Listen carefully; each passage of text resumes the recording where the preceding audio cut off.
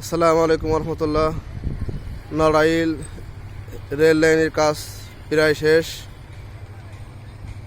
ইনশাল্লাহ কয়েকদিনের ভিতরে চালু হবে এই rail line, India to Dhaka.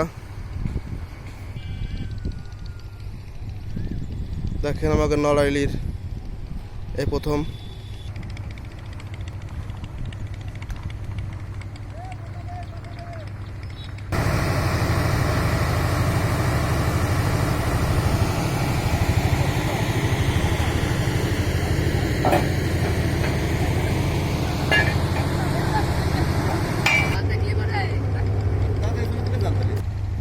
মাশাআল্লাহ, দেখেন কত সুন্দর।